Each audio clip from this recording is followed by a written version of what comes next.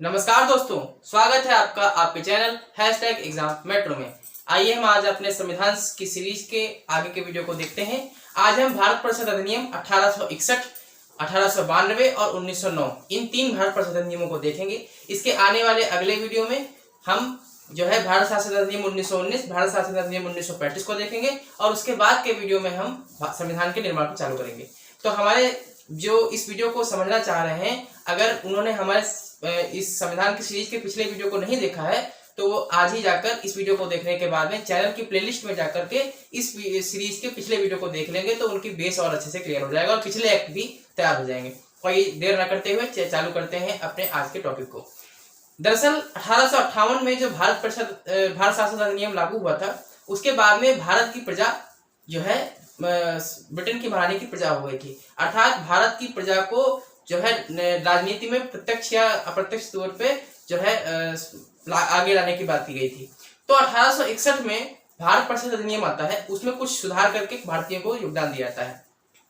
Governor general की जो कार्यकारिणी होती है 5 सदस्यीय, उसमें जो है 6 से 12 सदस्यों को और जो है बढ़ाया जाता है। गवर्नर जनरल बढ़ा सकता है 6 से 12 सदस्यों को जो गैर सरकारी होंगे, इसमें से आधे भारतीय होंगे। तो ये जो सदस्य होंगे गैर सरकारी, इनको विधि बनाने की शक्ति नहीं होगी। सदस्यों का बहुमत अभी भी सरकारी वाला ही होगा जो सरकार में कार्यकारिणी के होंगे। और जो अतिरिक्त सदस्य भारतीय जोड़े गए थे उस समय, उनमें आपको 3 के नाम याद रखने हैं, सर दिनकर राव और जो है पटियाला के महाराजा और बनारस के राजा। साथ ही इस एक्ट के द्वारा हम जब गवर्नर जनरल बोलेंगे तो उसका मतलब आप वाइसराय से ही निकालिएगा। गवर्नर जनरल को इस एक्ट के द्वारा बहुत सी और शक्तियां दी गई जो आज के भारतीय संविधान में भारत के राष्ट्रपति के पास है। जैसे इस एक्ट के द्वारा गवर्नर जनरल को अध्यादेश निकालने की शक्ति दी गई जिसकी वैलिडिटी 6 माह तक थी। तो आप बताइएगा कमेंट बॉक्स में कि भारत के संविधान में भारतीय राष्ट्रपति को कौन से आर्टिकल में यह शक्ति दी गई है अध्यादेश निकालने की। साथ ही गवर्नर जनरल को नए प्रांतों को बनाने की, प्रांतों की सीमाओं में परिवर्तन की और प्रांतों में प्रशासकों को नियुक्त करने की शक्ति दी गई थी। आज के भारतीय संविधान में राष्ट्रपति को किस आर्टिकल में शक्ति दी गई है, आप कमेंट बॉक्स में बताइएगा। साथ ही गवर्नर जनरल को अपनी कार्यकारिणी परिषद के नियम बनाने की शक्ति तो दी ही गई, वीटो पावर उसके पास थी ही। साथ ही जो गवर्नर जनरल था उसको और भी बहुत सारी शक्तियां दी गई थी। 1859 में जो विभागीय प्रणाली पोर्टफोलियो सिस्टम लागू किया था लॉर्ड कैनिंग ने, उसको आगे बढ़ाया गया, अर्थात कैबिनेट की चीजों को और आगे बढ़ाया गया। यानी 1800 और जो इस एक्ट में क्या किया गया था, प्रांतों को विधि बनाने की शक्ति वापस कर दी गई थी। कमेंट बॉक्स में आप बताइएगा कि प्रांतों को विधि बनाने की शक्ति उनसे छीनी कब गई थी। तो प्रांतों को विधि बनाने की शक्ति वापस कर दी गई और प्रांतों में विधान परिषद की स्थापना की गई। अर्थात केंद्रीय विधान परिषद की स्थापना चार्टर एक्ट 1853 में की गई थी, लेकिन प्रांतों में प्रांतीय विधान परिषद की स्थापना भारत परिषद अधिनियम 1861 में की गई। तो आपने 1861 का अधिनियम समझा। अब हम समझते हैं 1892 का भारत परिषद अधिनियम। 1892 के भारत परिषद अधिनियम में भारतीय सदस्यों को और आगे बढ़ाया गया और चीजें की गई और थोड़ा सा और बदलाव हुए।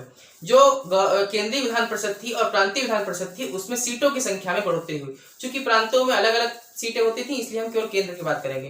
केंद्रीय विधान परिषद में सीटों की संख्या 10 से 16 कर दी गई और इसमें से न्यूनतम 10 गैर सरकारी सदस्य होते थे। सदस्यों का सरकारी बहुमत अभी भी था। साथ ही इस चार्टर एक्ट जो 1892 का था, इसमें निर्वाचन प्रणाली की शुरुआत की गई। निर्वाचन, इस प्रणाली का शब्द इसमें डायरेक्ट यूज नहीं था, लेकिन फिर भी इसमें निर्वाचन हुआ था। और जो गैर सरकारी होते थे उनका वो आंशिक तौर पे निर्वाचित होते थे और आंशिक तौर पे मनोनीत। तो जो मनोनीत होते थे गैर सरकारी, वो जिला बोर्डों, विश्वविद्यालयों, नगर पालिकाओं और व्यापार मंडलों के सिफारिश पर होते थे। साथ ही ये जो एक्ट था, इसमें 1892 का जो भारत परिषद अधिनियम था, इसमें सदस्यों को और शक्तियां दी गई। किन सदस्यों को? जो गैर सरकारी थे, खासकर जो भारतीय थे।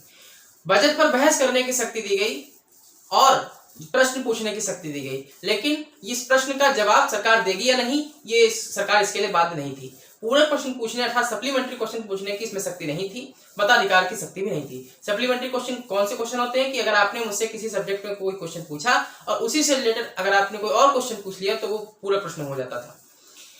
ये तो भारत परिषद अधिनियम 1892 हो गया। उसके बाद भारत परिषद अधिनियम जो है 1909 की बात करते हैं, जिसका और एक नाम है मार्ले मिंटो सुधार। मार्ले मिंटो क्या है? मार्ले उस टाइम पे भारत सचिव थे और मिंटो भारत के वायसराय थे।